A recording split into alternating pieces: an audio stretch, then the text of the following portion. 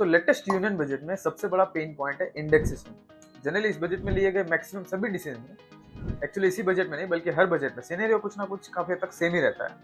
हर decision से एक community को फायदा होगा तो दूसरी कम्युनिटी को नुकसान, क्योंकि कॉमन सी चीज है, अगर एक वर्ग का टैक्स कम किया है तो उसे कवर करने के लिए किसी और पे बढ़ाना पड़ेगा। लेकिन इंडेक्सेशन को लेकर गवर्नमेंट ने जो डिसीजन लिया है उसे लेकर अगर आप कोई भी न्यूज, कोई भी आर्टिकल्स या किसी भी वेल नोन पर्सनालिटी का अगर आप इंटरव्यू या स्टेटमेंट देखें तो सबने इस पर नाराजगी जताई है। गवर्नमेंट ने इंडेक्सेशन को कंप्लीटली रिमूव कर दिया है। इंडेक्सेशन होता क्या है, इसको एक एग्जांपल से समझते हैं। सबसे पहले तो डेफिनेशन वाइज अगर देखें तो इंडेक्सेशन एक प्रोसेस है जिसमें किसी भी एसेट को, फॉर एग्जांपल प्रॉपर्टी या गोल्ड को सेल करने पर जो प्रॉफिट अमाउंट है उसमें इंडेक्सेशन के तहत इन्फ्लेशन को एडजस्ट किया जाता है, ताकि उस टोटल प्रॉफिट में जो टैक्सेबल प्रॉफिट है, जो टैक्सेबल अमाउंट है, वो कम से कम हो जाए। फॉर एग्जांपल अगर आज से आपने 15 साल पहले फॉर एग्जांपल अगर कोई प्रॉपर्टी ली थी 20 लाख में, जिसको फिलहाल आप अगर आज की डेट में 1 करोड़ में बेच रहे हैं, मतलब इतना भाव बढ़ गया है, तो आपको फायदा कितना हुआ? 80 लाख का। तो अब आपको इस 80 लाख के फायदे में टैक्स तो देना ही पड़ेगा।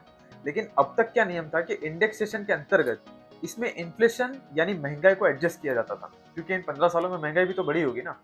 तो इंडेक्सेशन का एक पर्टिकुलर चार्ट होता है जिससे कि इन 15 सालों में महंगाई कितनी बढ़ी है उसे कैलकुलेट किया जाता था। तो वो कैलकुलेट करके अगर मान लो उस प्रॉपर्टी की आज की वैल्यू अगर 70 लाख है, तो अब आपको जो टैक्स देना है वो सिर्फ बचे हुए 30 लाख पर देना है। तो ये नियम अब तक था, लेकिन इस नए बजट में इंडेक्सेशन को कम्प्लीटली हटा दिया गया है। तो अब आप अगर अपनी प्रॉपर्टी 20 लाख की प्रॉपर्टी जो आपने बहुत सालों पहले खरीदी थी उसे आप अगर 1 करोड़ में बेचते हैं, तो आपको जो 80 लाख का प्रॉफिट हुआ उस पूरे 80 लाख पर आपको टैक्स देना पड़ेगा, जो कि अल्टीमेट हाई होने वाला है।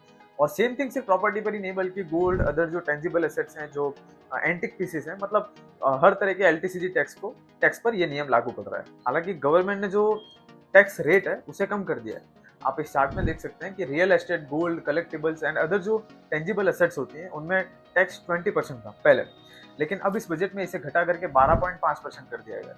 लेकिन इंडेक्सेशन हटा देने से ये जो बेनिफिट है ये अल्टीमेट बिग लॉस बन जाता है। बैंक बाजार की एक रिपोर्ट के अकॉर्डिंग विदाउट इंडेक्सेशन जो long term capital gain tax है वो अब 290% से बढ़ सकता है, 290% से बढ़ सकता है, जिसकी वजह से रियल एस्टेट इकोसिस्टम भी थोड़ा डिस्टर्ब हो सकता है। आपने देखा होगा कि इस न्यूज़ के बाद कई सारी जो रियल एस्टेट कंपनीज हैं उनके स्टॉक भी काफी ज्यादा डाउन हो गए थे। फॉर एग्जांपल डीएलएफ हो गया, गोदरेज प्रॉपर्टीज है, प्रेस्टीज एस्टेट है, इन सबके जो स्टॉक्स हैं वो 5 से 6% डाउन हो गए थे। अब आगे इसका कितना और क्या इम्पैक्ट रहता है ये देखना रहता है। फाइनली अगर ये वीडियो आपको अच्छी लगी तो आप इस वीडियो को लाइक कीजिएगा एंड चैनल को भी प्लीज सब्सक्राइब कीजिएगा।